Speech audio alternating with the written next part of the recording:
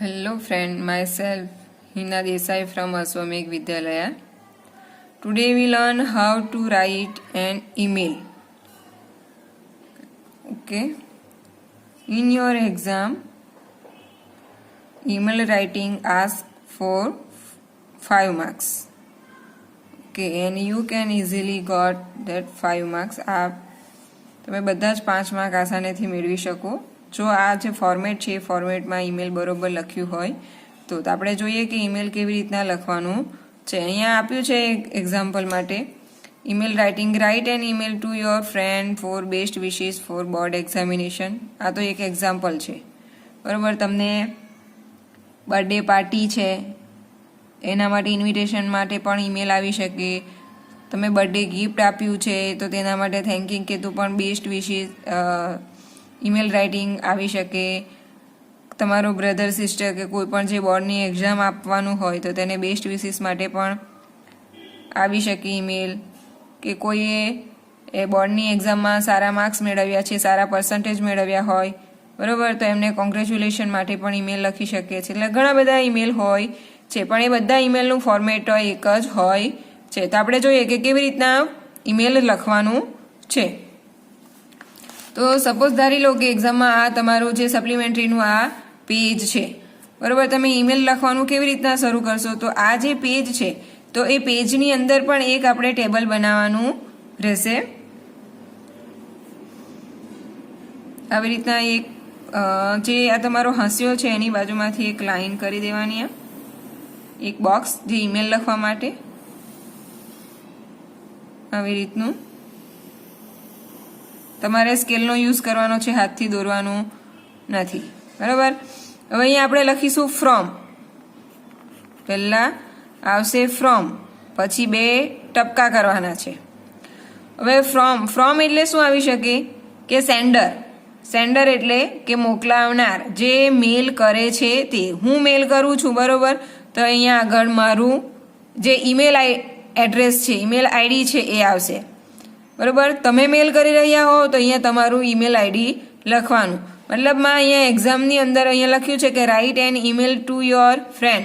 Two your friend એટલે તમારા મિત્રને. તો અહીંયા ઈમેલ લખનાર કોણ છો?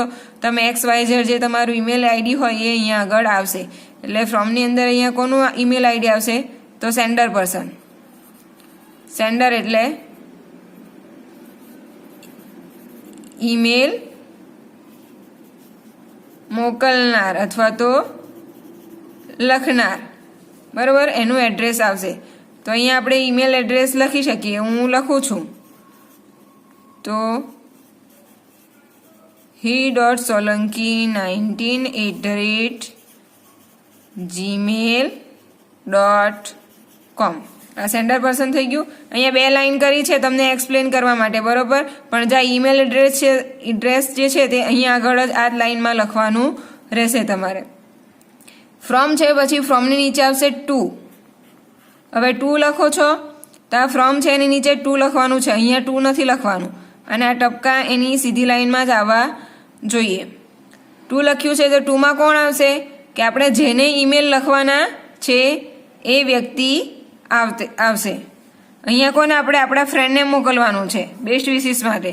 તો આપણા ફ્રેન્ડનું જે ઈમેલ એડ્રેસ છે તો એ આવશે xyzabc18@gmail.com. કોઈ પણ આવી શકે. તમે અહીંયા લખી શકો છો જેને મોકલવાનું છે એને. પછી આવશે CC અને ડોટ. આ ડોટ મૂકવાના નથી, CC સાથે જ લખવાનું છે. પછી આવશે BCC, પાછા ડોટ આવશે. ત્યારબાદ આવશે સબ્જેક્ટ, 2 ડોટ આવશે. પછી આવશે તમારી ડેટ, પછી 2 ટપકા, અને પછી આવશે અહીંયા આગળ એટેચમેન્ટ.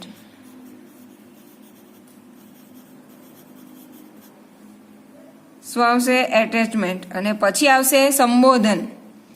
એટલે તમે જે લખો છો ને ડિયર સર કે મેમ, ડિયર ફ્રેન્ડ, મતલબમાં અહીંયા એક્સ વાય ઇટીસી એક્સેટ્રા ગમે તે સંબોધન આવી શકે છે. તો આપણે જોઈએ કે ફ્રોમ અને ટુમાં તો આપણને ખબર પડી ગઈ, સમજણ પડી ગઈ કે ફ્રોમમાં આપણે જે વ્યક્તિ ઈમેલ લખી રહ્યું છે, મોકલવાનું છે, એમનું ઈમેલ એડ્રેસ આવશે અને ટુની અંદર બરોબર કે આપણે જેને મોકલવાના છે એનું ઈમેલ એડ્રેસ આવશે. પછી સીસી છે એ શું છે? તો એ કાર્બન કોપી.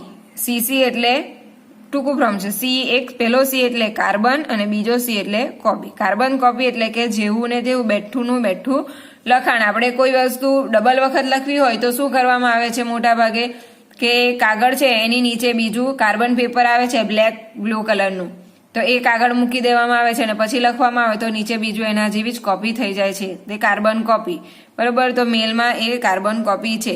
તો સીસી એટલે કાર્બન કોપી કે સેમ મેલ બીજા વ્યક્તિને પણ આપણે મોકલી શકીએ છીએ. જેટલાને મોકલવું હોય એ અહીંયા સીસી ની અંદર આવી શકે છે. હવે આપણે એક્ઝામમાં એ લખવાનું નથી. એક્ઝામમાં આપણે ફ્રોમ લખીશું, ટુ લખીશું, સબ્જેક્ટ, ડેટ, એટેચમેન્ટ. આ જે સીસી છે અને બીસીસી છે એ બંને આપણે રો ખાલી રાખીશું. એની અંદર આપણે કશું લખવાનું નથી એક્ઝામની અંદર. હવે જે આ બીસીસી છે એટલે બ્લાઇન્ડ કાર્બન કોપી. જો બ્લાઇન્ડ એટલે અહીંયા કેવું છે કે અહીંયા આપણે જેટલા વ્યક્તિને મેલ મોકલવાના છે બરોબર એ બધા મેલ જે આપણે છુપા રાખી શકીએ કે આ જે અહીંયા એક્સ વાય ઝેડ એબીસી જે ફ્રેન્ડ છે એને મેલ કર્યો છે બરોબર, તો એને ખબર ના પડે કે મેં બીજા કોને કોને મેલ કર્યા છે. તો એના માટે એ બધા જે બીજા આ મેલ હું બીજા વ્યક્તિને પણ કરું છું તો તેના એડ્રેસ અહીંયા આગળ આવશે કે એ કાર્બન કોપી જેને મોકલી છે બરોબર, તો કોને કોને મોકલી છે એ સામેવાળું વ્યક્તિ જોઈ શકે અને એના માટે બીસીસી આવે છે. સીસી એટલે કાર્બન કોપી અને બીસીસી એટલે કે બ્લેન્ક કાર્બન કોપી. સબ્જેક્ટ, તો સબ્જેક્ટ તમારો જે વિષય આપ્યો છે બરોબર એના માટે આવશે, તે આવશે વિષય. તો અહીંયા આપ્યું છે friend for best wishes for board examination. તો અહીંયા આગળ તમારા સબ્જેક્ટમાં શું આવશે?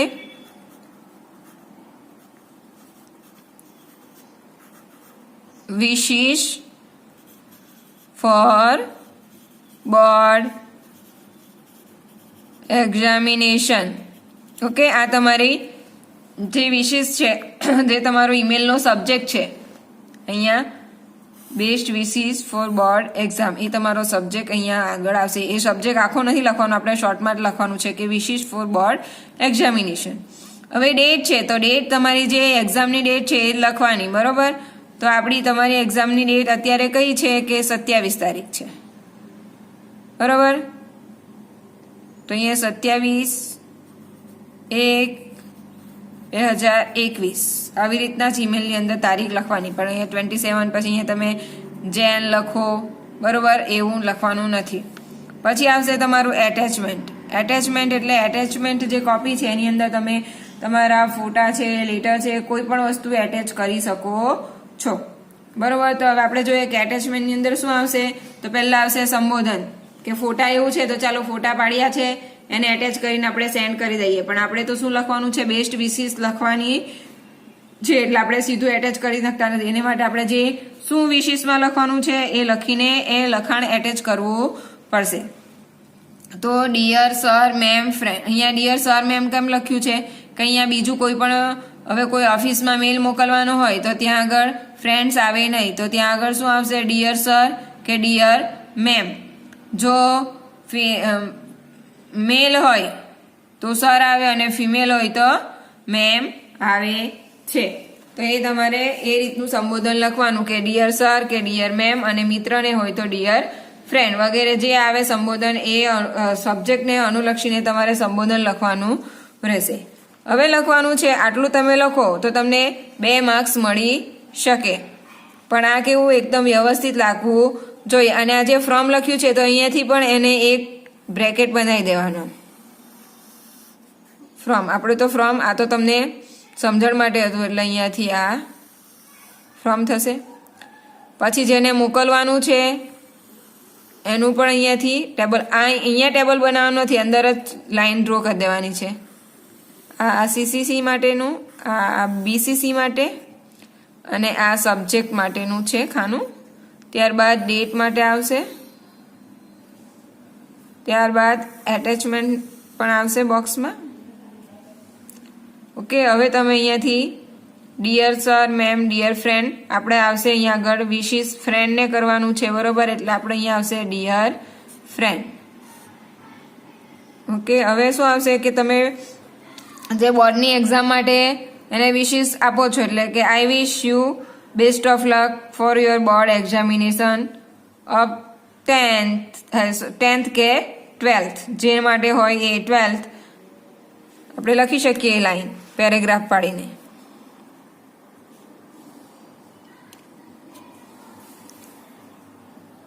આ જે ડિયર સર મેમ લખ્યું છે ત્યાંથી નીચે જ પેરેગ્રાફ પાડીને લખવાનું હોય છે કે I wish you best of luck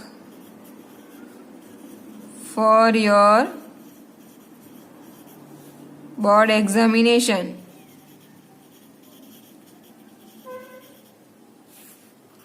of 12th. Okay, 12th નહીં હોય તો અહીંયા 10th પણ આવી શકે, પણ તમારે મોટે ભાગે 12th જ આવશે. પછી તમે લખી શકો I know you have worked hard, કે મને ખબર છે. I wish you best of luck for your board examination, કે હું તમને બોર્ડની એક્ઝામિનેશન માટે બેસ્ટ વિશિસ મોકલું છું. કયા બોર્ડની? તો 12th અથવા તો 10th. I know you have work hard, કે મને ખબર છે કે તું એ ઘણી મહેનત કરી છે. વર્ક હાર્ડ એટલે ઘણી મહેનત કરવી. એન્ડ અને યુ ડિઝર્વ એટલે મેળવવું. ડિઝર્વ એટલે શું? મેળવવું. ડિઝર્વ ધ બેસ્ટ રિઝલ્ટ, કે તું એ સખત મહેનત કરી છે તો આશા રાખું કે તને સારું પરિણામ મળે. Full stop. હવે સેકન્ડ પેરેગ્રાફમાં શું કહેવાનું છે કે તમારે એને કહેવાનું છે કે હા ભાઈ ટેક કેર, સાચવજે. શું સાચવજે? યોર હેલ્થ, કે તારી તબિયત સાચવજે. Take care of your health. અને બીજું ત્યારબાદ શું કહેવાનું કે ટેક હેલ્ધી ફૂડ. હેલ્ધી એટલે કેવું કે સંપૂર્ણ પોષણવાળું, તંદુરસ્ત.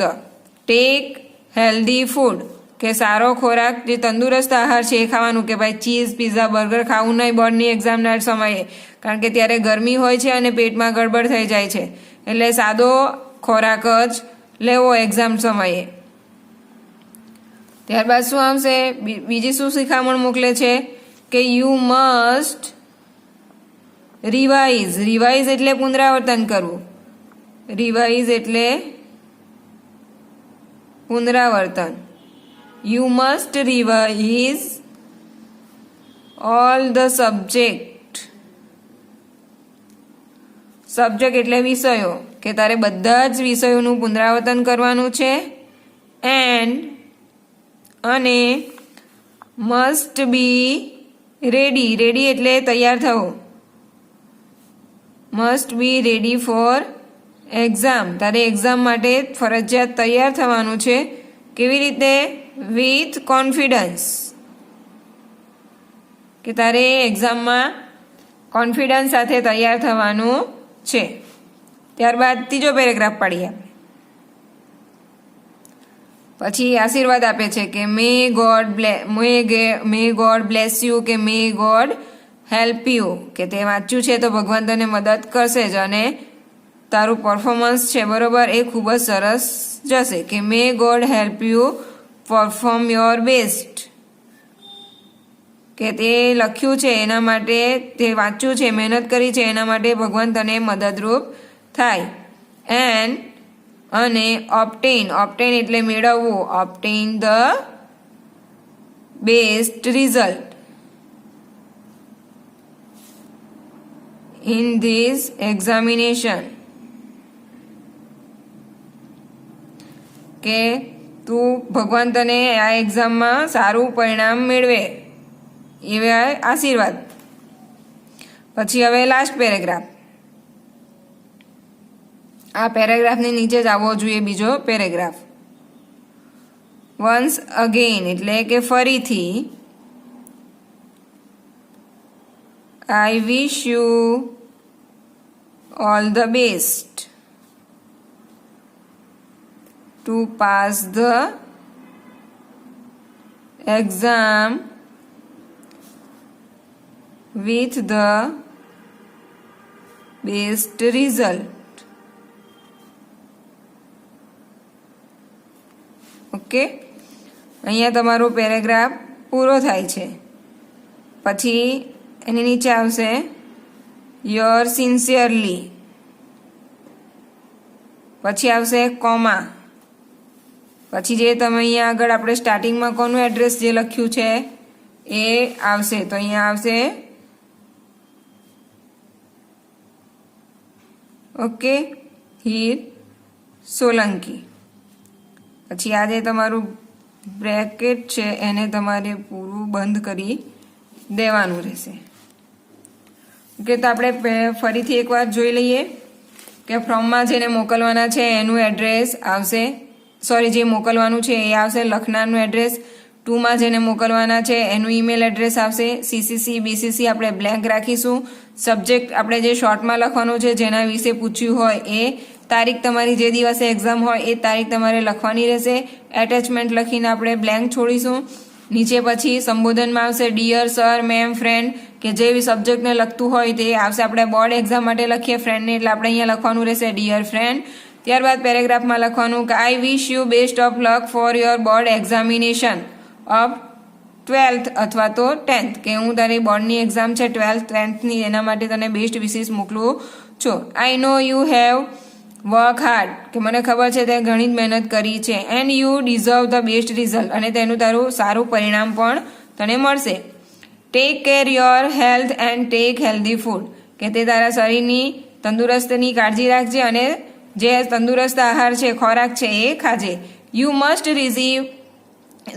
Must revise all the subject and must be ready for exam with confidence, કે તારે બધા જ રિવાઇઝ એટલે પુનરાવર્તન કરવું, કે તારે બધા જ વિષયોનું પુનરાવર્તન કરવાનું છે. એન્ડ મસ્ટ બી રેડી, અને ફરજિયાત તૈયાર થવાનું છે four exam with confidence.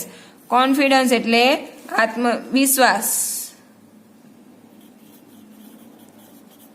Okay, તમારે તો તારે એકદમ કોન્ફિડન્સથી તૈયાર થવાનું છે. મે God help you perform your best, કે ભગવાન તને જે પરફોર્મ કરવામાં ખૂબ જ મદદરૂપ થાય. પરફોર્મ કરવો એટલે કે જે લખવું, જે વર્ણવવું, દેખાવ કરવો.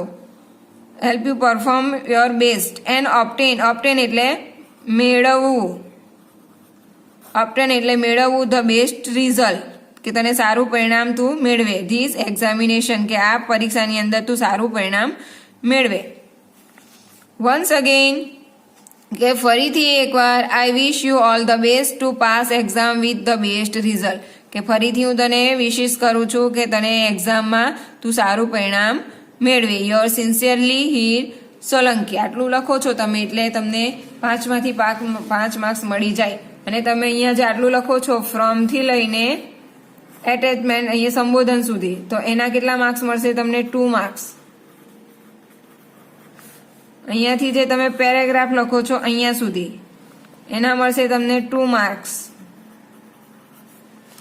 આ જે છેલ્લો પેરેગ્રાફ અને આ છે તો અહીંયા સુધીના મળશે તમને 1.5, અને આ જે છેલ્લું સંબોધન છે 2. આ જે છે છેલ્લો પેરેગ્રાફ વન્સથી લઈને કન્ક્લુઝનનો એનો 0.5 એટલે half mark. And your sincerely જે સંબોધન કરો છો, એન્ડિંગ કરો છો બરોબર, એનો 0.5 એટલે ટોટલ આ બંને થઈને અહીંયા 1 માર્ક્સ.